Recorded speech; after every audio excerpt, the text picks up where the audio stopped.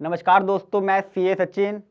आज आपको बताऊंगा शेयर मार्केट के अंदर कितने तरह के टैक्स लगते हैं और उन टैक्सों को कम कैसे किया सकता है, यानी कि टैक्स प्लानिंग प्रॉपरली, जिसे इनकम टैक्स में भी अलाउ है।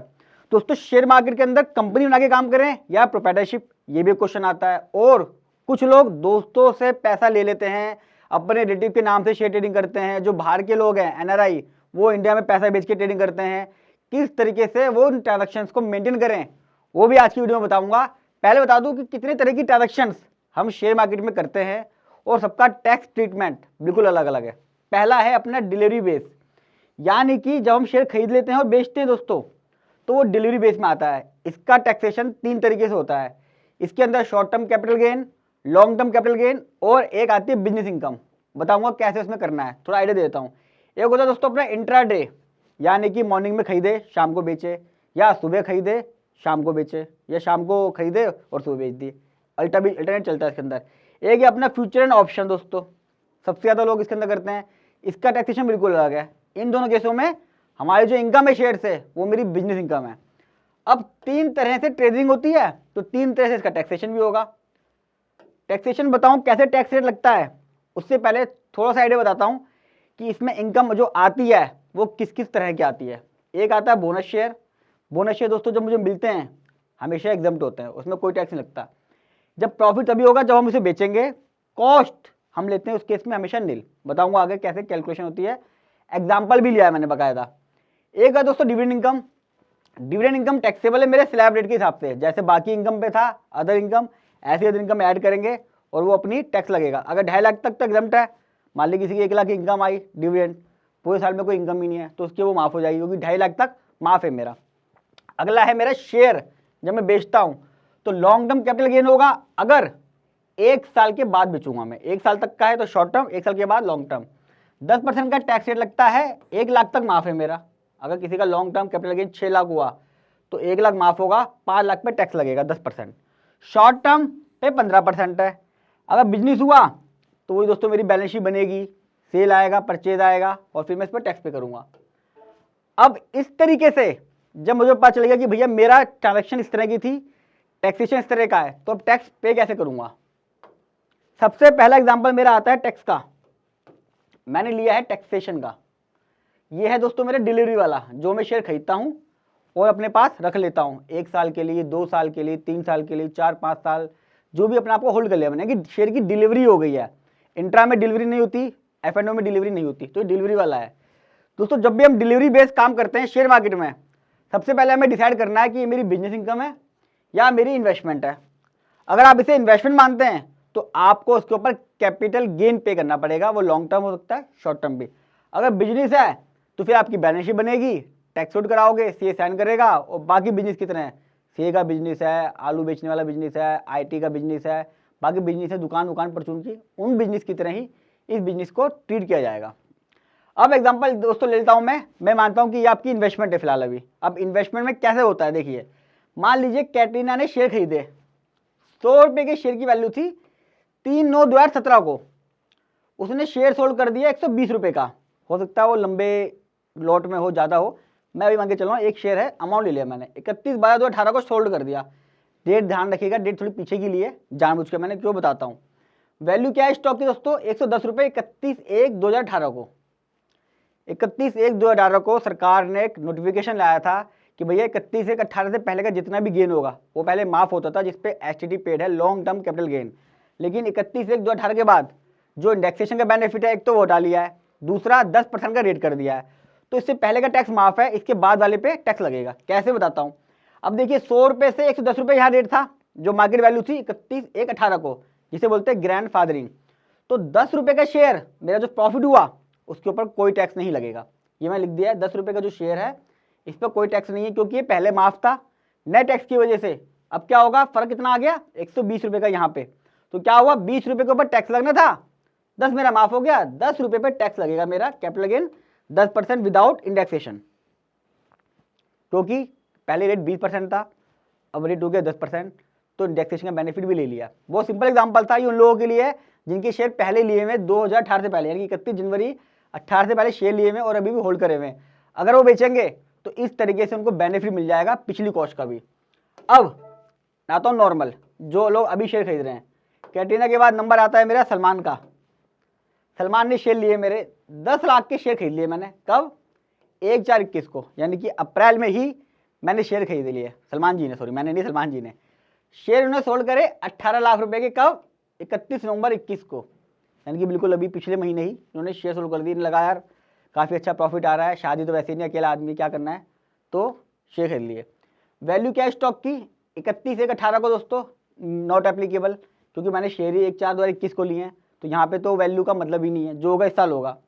अब आपने कैसे चेक करना है? जब आप वैल्यू लिख लेंगे, सबसे पहले चेक करेंगे पीरियड, कि मेरा पीरियड क्या है। पीरियड से ही पता चलेगा कि आपका शॉर्ट टर्म है या long term. Less than 1 year है दोस्तों, यहाँ पे मैंने अप्रैल में लिए थे और 30/11 में किसी बेच दिए, 1 साल के अंदर अंदर बेच दिए। जब मैं शेयर 1 साल के अंदर बेच देता हूँ तो मेरा वो शॉर्ट टर्म कैपिटल गेन है। अब मुझे पता चल गया कि मेरे को शॉर्ट टर्म कैपिटल गेन हुआ इन शेयर्स को बेचने पे। अब पीरियड से पता लग गया लॉन्ग टर्म है या शॉर्ट टर्म है।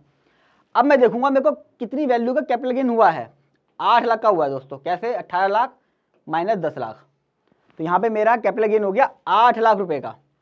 अब मैं आऊँगा रेट के ऊपर। 15% का रेट है STT paid short term capital gain.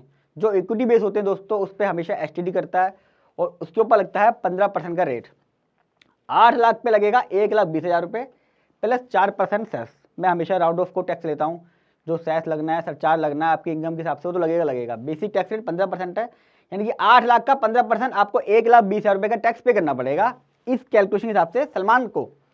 अब ये 1,20,000 पेकअप करना है, ये भी थोड़ा बता देता हूँ। एडवांस टैक्स 15 दिसंबर 21 को जो आएगा वो, और 15 मार्च 21 को 75% और 25%।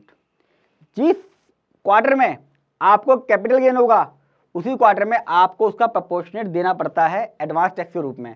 क्योंकि वैसे तो रेट क्या है 15, 45, 75, 100%, लेकिन कैपिटल गेन कब हुआ दोस्तों? इसको देखो 30/11/21 में, यानी कि थर्ड क्वार्टर में हुआ है। और थर्ड क्वार्टर के हिसाब से क्वार्टर आता है ये वाला, दिसंबर वाला, 75% का। तो जो टैक्स है 1,20,000 का 75% यहाँ पे करेगा और 1,20,000 का 25% यहाँ पे कर देगा 15 मार्च से पहले, यानी कि पूरा टैक्स वो पे कर देगा। अब दोस्तों शॉर्ट टर्म कैपिटल गेन आपको समझ में आ गया।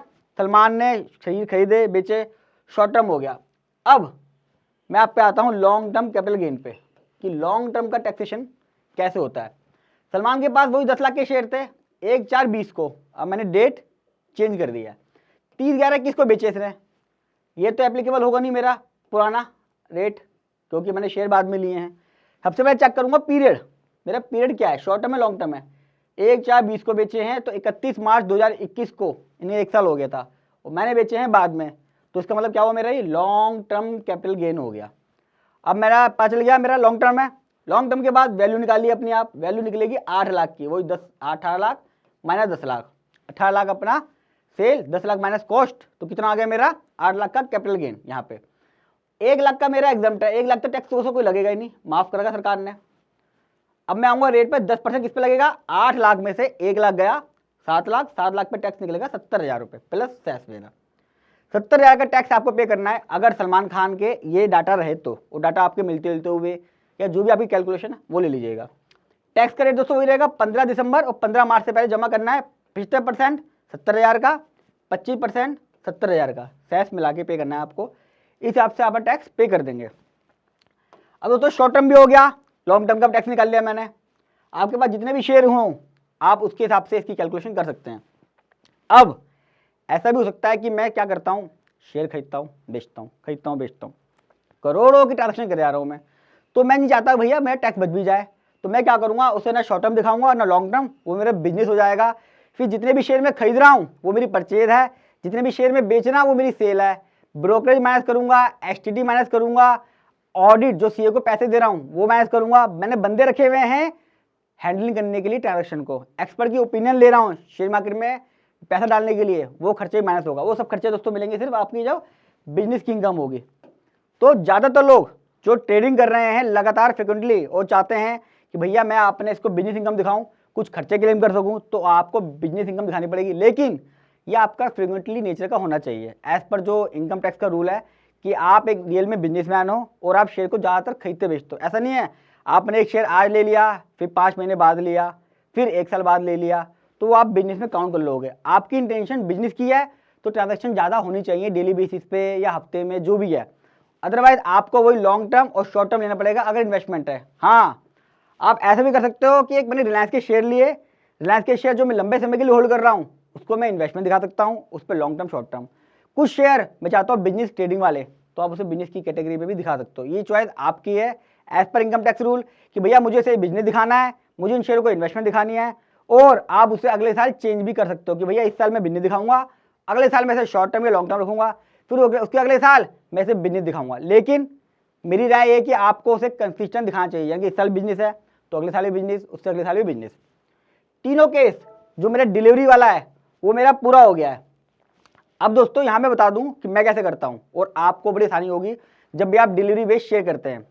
क्या होता है, ब्रोकर आपको एक स्टेटमेंट देता है जिसे बोलता हूं मैं कैपिटल गेन अकाउंट स्टेटमेंट या profit and loss account statement. बड़ी आसान होती है, उसके अंदर जो डिटेल है आपकी कैपिटल गेन की वो सब आ जाती है। आपको एक बार दिखाता हूं कि वो दिखती कैसे है, जब आप ब्रोकर से मांगते हो तो दिखती कैसे है, बड़ी मजेदार है। उससे आप आइडिया लगा सकते हो कि पूरे साल में मुझे शॉर्ट टर्म कैपिटल गेन कितना हुआ है और लॉन्ग टर्म कैपिटल गेन कितना हुआ है, और उसकी हेल्प से आप अपना टैक्स निकाल सकते हो। आप क्वार्टरली मांग लीजिए, हाफ ईयरली मांग लीजिए, एडवांस टैक्स भी आप उससे पे कर सकते हो।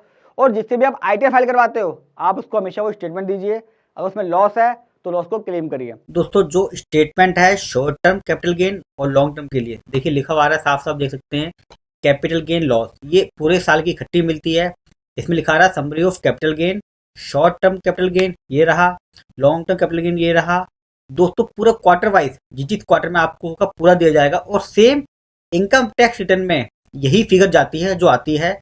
ज़्यादा मेहनत नहीं करनी पड़ती, क्या सेल वैल्यू, कितने शेयर बेचे, कैसे नहीं बेचे, पूरा एग्जैक्टली इसमें आ जाएगा। देखिए long term capital gain value आ रही है यहाँ पे, कितना लॉस हुआ ये आ रहा है शॉर्ट टर्म का, तो पूरी वैल्यू आ जाएगी। नीचे भी दे रखा है पूरा। तो जब भी आप कभी लॉन्ग टर्म इन्वेस्टमेंट कर रहे हैं और उसमें प्रॉफिट और लॉस आ रहा है शॉर्ट टर्म कैपिटल गेन या लॉन्ग टर्म, तो आप अपने ब्रोकर से capital gain oblique loss statement जरूर मांगिए। चलिए चलता हूँ सीधा अपने डैशबोर्ड की तरफ। अब डिलीवरी बेस तो अपना हो गया है, अब आता है अपना टैक्सेशन इंट्रा और एफ एंड ओ का। दोस्तों जो लोग भी इंट्राडे करते हैं और एफ एंड ओ करते हैं उनकी हमेशा ये बिजनेस इनकम होती है, कभी भी शॉर्ट टर्म या लॉन्ग टर्म इस केस में नहीं निकलता, हमेशा आपको बिजनेस इनकम ही माननी पड़ेगी। अब जब मेरी बिजनेस इनकम है तो उसे निकालूंगा कैसे, कैलकुलेट कैसे करूंगा, ये बता देता हूँ। सबसे पहले दोस्तों आपने अपने जो ब्रोकर है उससे मांगना है स्टेटमेंट ऑफ अकाउंट, बोल लीजिए, या होता है profit and loss statement, broker आपको देगा। उसमें क्या होता है, डिटेल होती है, दिखाऊंगा भी अभी कि किस तरीके से मिलती है और मैं किस तरह से कैलकुलेट करता हूँ।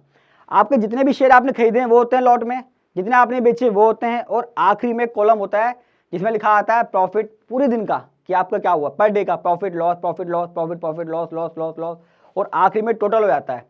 एक शीट में आपको दिखा देता हूँ कि किस तरीके से आता है ताकि आपको थोड़ा समझने में आसानी होगी। देखिए दोस्तों ये स्टेटमेंट है एफ एंड ओ की, इसमें मैंने कितने की वैल्यू खरीदी, कितने का बेचा मैंने पर डे के बेसिस पे, को कितना मेरे को रियलाइज हुआ, प्रॉफिट एंड लॉस कितना प्रॉफिट हुआ, पहले दिन 1000 रुपये का प्रॉफिट, फिर 480 का, फिर लॉस हुआ 8,220 रुपये का। ऐसे करते करते पूरा अगर आप देखेंगे तो मेरा आखिरी के अंदर दोस्तों आपको पता चल जाएगा कि पूरे साल में एफ एंड ओ में मुझे लॉस हुआ है 17,913 रुपये का। अब यहाँ पे नेट आ गया, अब सेल कैसे निकालेंगे, सेल निकालने के लिए आपको ये पॉजिटिव है 100, 1000, 480 का 480 पॉजिटिव है, 8,220 निगेटिव था, यहाँ मैंने पॉजिटिव कर दिया। तो यहाँ मैंने सारी फिगर पॉजिटिव कर ली, जो है निगेटिव थी वो भी, देखिए 2,760 निगेटिव था, यहाँ मैंने पॉजिटिव कर लिया। जब आप इसको टोटल कर लेंगे तो इसको टोटल करने से आपकी सेल आ जाएगी, यानी कि आपकी पूरे साल में सेल हुई है 6,56,542 और लॉस हुआ है 17,913 रुपये का। हो सकता है आपका पॉजिटिव होगा तो प्रॉफिट आ जाएगा। इस बेस पे आप अपने आईटीआर फॉर बिजनेस की 44 एडी में या ऑडिट करा के फाइल कर सकते हैं। चलिए चलता हूँ सीधा डैशबोर्ड की तरफ। तो देखा दोस्तों आपने जो आपको दिखाया मैंने किस तरीके से माइनस फिगर को प्लस करना है और सेल आएगी, उसी के बेस पे अब मैं आपका एग्जांपल लूंगा। सबसे पहले आपका जब बिजनेस है तो बिजनेस में दोस्तों दो चीज़ें होती हैं, एक होती है टर्नओवर और एक होता है प्रॉफिट। आपने अपने स्टेटमेंट से जो मैंने अभी आपको दिखाया उसमें आप निकालोगे मेरी टर्नओवर कितनी है, प्रॉफिट कितना है। क्या करोगे आप, जितना भी आपका नेट प्रॉफिट आ रहा है आखिरी कॉलम पे और जितना भी आपका नेट लॉस है इन दोनों को टोटल कर देना तो टर्नओवर आ जाएगी। एग्जाम्पल के लिए सलमान ने काम करा, सलमान का 30 लाख का प्रॉफिट हुआ, यानी कि पॉजिटिव फिगर जो आखिरी में आई ट्रेडिंग अकाउंट में, और 20 लाख का उसका नुकसान हुआ। Negative figure. मान लो 30 दिन काम करे, साल में काम करा, तो 30 लाख वैसे आया पॉजिटिव फिगर और 30 लाख आया नेगेटिव फिगर। दोनों को टोटल कर दिया जाएगा, टोटल नेगेटिव को भी प्लस मान के, तो 50 लाख की सेल हो गई आपकी। जो नेट फिगर आखिरी में आती है उसको हम सेल मानते हैं। और यहाँ पे नेट प्रॉफिट कितना दोस्तों आपका, वो है 10 लाख। 10 लाख कैसे आया, 30 लाख पॉजिटिव थी, 20 लाख नेगेटिव, तो एग्जैक्टली आपका कितना प्रॉफिट आया, 10 लाख का प्रॉफिट। तो आपकी सेल निकल गई 50 लाख की और प्रॉफिट आ गया 10 लाख का। अब आपके पास दो ऑप्शन दोस्तों, या तो आप 44 AD के अंदर 6% टैक्स दे कर दो, 50 लाख का 6% 3 लाख आता है, लेकिन यहाँ आपका प्रॉफिट एक्चुअल 10 लाख है, तो आपको 10 लाख के ऊपर प्रॉफिट दिखाना पड़ेगा। यानी कि सरकार कहती है आपकी जो भी टर्नओवर है, सेल है, उसका मिनिमम 6% तो आपको दिखाना पड़ेगा। अगर 6% नहीं दिखा रहे हो और उससे ज़्यादा प्रॉफिट एक्चुअल में आ रहा है, तो फिर आपको एक्चुअल दिखाना पड़ेगा। एक्चुअल आपका है 10 लाख, तो इस केस में सलमान जो है अपनी सेल दिखाएगा 50 लाख की आईटीआर के अंदर 44 AD में, और 10 लाख का दिखाएगा प्रॉफिट, इसके ऊपर जो मुझे प्रॉफिट हुआ है। क्यों, 6% में ले नहीं सकता, 6% में मेरा आ रहा है 3 लाख, लेकिन एक्चुअल प्रॉफिट 10 लाख हुआ है, तो जो एक्चुअल प्रॉफिट है वही लेना पड़ेगा। अगर यहाँ पे सलमान को लॉस होता, मान लीजिए 50 लाख की सेल तो मैंने मान ली, ये फिगर चेंज होती और यहाँ पे फिगर आ रही होती मेरी 1 लाख रुपए, या लॉस आ रहा होता 10 लाख की जगह, तो फिर मैं 44 AD में 3 लाख की इनकम दिखा के अपना टैक्स प्रोविड से बच सकता हूँ, या जो लॉस है उससे भी बच सकता हूँ, ज़्यादा झमेला पड़ेगा नहीं। चलिए आपको मैं एक बार लॉस का भी एग्जाम्पल देता हूँ कि लॉस वाले कैसे भरते हैं। बिजनेस इनकम है, net profit net loss, 12 lakh रुपए प्रॉफिट हुआ, नेट फिगर जो आई 20 लाख का नेगेटिव फिगर जो मुझे लॉस हुआ पर डे के हिसाब से टोटल कर लिया मैंने, तो मेरी सेल कितनी होगी दोस्तों, 32 लाख की मेरी सेल। यही सेल मानी जाएगी, जो आपने एक्चुअल में खरीदा बेचा है वो नहीं माना जाएगा, ये फिगर मानी जाती है नेट। नेट लॉस कितना हुआ मुझे यहाँ पे, 8 लाख, 12 लाख का पॉजिटिव, 20 लाख का नेगेटिव फिगर। तो एग्जैक्टली अगर टोटल सम करूंगा, ब्रोकर बोलेगा पूरे साल में आपको 8 लाख का लॉस हुआ है। अब जब मैं सलमान की आइडिया भरूंगा, मैं क्या कहूंगा, 32 लाख का 6% तो मिनिमम सरकार कहती दिखाना पड़ेगा आपको प्रॉफिट, तो 1.92 लाख आया है और एक्चुअल में मुझे लॉस आया है। तो मैं क्या करूंगा, अब हमारे पास चॉइस है, अगर मैं 44 AD में चाहूँ तो 44 AD में 1,92,000 रुपये की फिगर दिखाऊंगा, उसके बाद मेरा टैक्स अगर बनता है तो ठीक है, नहीं बनता है एग्जम्पशन में आ रहा हूँ 2.5 लाख से कम है तो माफ़ हो जाएगा। लेकिन अगर मैं 8 लाख का लॉस दिखाना चाहता हूँ, मुझे लगता है यार इस साल 8 लाख का लॉस हो गया है, अगले साल प्रॉफिट होगा, सेट ऑफ करूँगा मैं, तो क्या होगा, आप सीए को बुला के ऑडिट करवाएंगे, पूरी आपकी बैलेंस शीट बनेगी, 8 लाख का लॉस दिखेगा और आपको उसका ऑडिट करा के अपलोड करनी पड़ेगी इनकम टैक्स में। अगर आप चाहते हैं यार मैं झमेले से बढ़ना ही चाहता, बैलेंस शीट बनाना चाहता, अपने एसेट्स वगैरह सब दिखानी पड़ेंगी, झमेलेबाजी है, सीए रखना पड़ेगा, सबसे आसान तरीका है 6% दिखा के 1.92 लाख अपनी आईटीआर आप खुद भी फाइल कर सकते हो। लेकिन आपको लगता है भविष्य में प्रॉफिट होगा तो आप फिर हमेशा 8 लाख को ही दिखाइएगा। कुछ इंपॉर्टेंट पॉइंट दोस्तों, और मेरी तरफ से जो एक्सपर्ट एडवाइस हमेशा बोलता हूँ उसकी बताता हूँ आपको मैं। F&O का टैक्सेशन का पॉइंट आपको समझ गया है, लेकिन कुछ पॉइंट ऐसे भी हैं जो लोग आईटीआर में भूल जाते हैं। जब कभी दोस्तों आप शेयर सोल्ड करते हो यहाँ पे, तभी आपका टैक्स एक्रू हो जाता है। बहुत सारे लोग मुझे कहते हैं कि सर मैंने शेयर डीमेट में बेच दिए हैं और पैसा भी डीमेट में पड़ा हुआ, मैंने अपने अकाउंट में नहीं लिया हुआ। आप अकाउंट में लो या ना लो कोई फर्क नहीं पड़ता, आपको टैक्स पे करना पड़ेगा। अकाउंट से कोई भी लिंक नहीं है, आपके बैंक अकाउंट में पैसा आया है नहीं आया कोई फर्क नहीं पड़ता। दोस्तों अगर लॉस हो रहा है तो 8 साल तक आप कैरी फॉरवर्ड कर सकते हो, शॉर्ट टर्म कैपिटल गेन को भी और लॉन्ग टर्म कैपिटल गेन। ये वाले लॉस आपके हमेशा सेटअप हो जाएंगे, कुछ रूल हैं इसके, लॉन्ग टर्म का लॉन्ग टर्म से और शॉर्ट टर्म का लॉन्ग टर्म और शॉर्ट टर्म दोनों से सेटअप हो जाता है। तो आपका कभी भी लॉस है तो दोस्तों हमेशा अपनी इनकम टैक्स जरूर फाइल करिए, वो भी ड्यू डेट के अंदर, ताकि आपका लॉस कैरी फॉरवर्ड हो जाए और अगले साल आपको इसका फायदा मिल जाए। बहुत सारे लोग क्या कहते हैं, यार लॉस है टैक्स तो भरना नहीं है, क्या कहूँगा दिखा के छोड़ दे। अगर आपने छोड़ दिया और अगले साल प्रॉफिट हुआ तो पूरे प्रॉफिट पे टैक्स पे करना पड़ेगा। एटीसी एटीडी की कोई फायदा नहीं है करने का अगर आप शेयर में काम कर रहे हैं। अगर बिजनेस इनकम है तो फायदा है, बिजनेस इनकम में आपको प्रॉफिट निकलेगा, 5 लाख तक का माफ भी है, उसके बाद एटीसी एटीडी सब चीज मिलती है। लेकिन शॉर्ट टर्म और लॉन्ग टर्म में एटीसी एटीडी या जो भी चैप्टर 6 की डिडक्शन है किसी तरह की भी कोई फायदा नहीं है, क्योंकि उस पर क्या है, स्पेशल रेट लगता है दोस्तों। स्पेशल रेट, जब स्पेशल रेट है, फ्लैट रेट है, तो मेरा हमेशा वही लगेगा। तो दोस्तों इस तरीके से आप अपनी कंप्यूटेशन शेयर मार्केट पे बना सकते हैं, चेक कर सकते हैं, डिसीजन ले सकते हैं कि भैया मुझे बिजनेस बनाना है, क्या लेना है। और अगर आप टैक्स सेविंग के लिए सोच रहे हैं शेयर मार्केट के अंदर, तो दोस्तों मैं समझता हूँ कि अगर आप डिलीवरी बेस कर रहे हैं तो उसके अंदर बिजनेस इनकम सबसे अच्छा है। उसके अंदर आप बंदों की सैलरी दिखा सकते हो, स्टॉक ब्रोकर के खर्चे दिखा सकते हो, बिजली का खर्चा है, घर का खर्चा है, रेंट है, ये सारे खर्चे आपको मिल सकते हैं। और मैं चाहूँगा अगर आप ज़्यादा लार्ज स्केल पे कर रहे हो तो प्रोप्राइटरशिप भी ठीक है, लेकिन प्राइवेट लिमिटेड हमेशा अच्छा रहता है, तो कि मैं हमेशा प्राइवेट लिमिटेड को प्रेफर करता हूँ। तो ध्यान रखिएगा, इन फैक्टर को ध्यान में रखते हुए ही आप ट्रेडिंग करिएगा अपनी शेयर मार्केट की। आशा करता हूँ दोस्तों शेयर मार्केट को लेके काफ़ी आज ज्ञान मिल गया होगा। आज आप अपनी कंपोजिशन खुद बना सकते हो, डिसाइड कर सकते हो कि मुझे अपना बिजनेस दिखाना है शॉर्ट टर्म या लॉन्ग टर्म, या सीए से ऑडिट करा के टैक्स को बचाना है प्रॉपर प्लानिंग करके एक बैलेंस शीट बना के। फिर भी अगर आपको कोई क्वेरी हो दोस्तों, कमेंट बॉक्स में पूछ लीजिएगा। वीडियो कैसे लगी ये बताइएगा, और आपका कोई इससे एक्सपीरियंस जुड़ा हुआ है शेयर मार्केट से कैलकुलेशन को लेके, वो जरूर शेयर कीजिएगा। और दोस्तों इस तरह की एजुकेशनल वीडियो हमेशा अपने चैनल पे अपलोड करते रहता हूँ, एक्सपर्ट सी सचिन पे।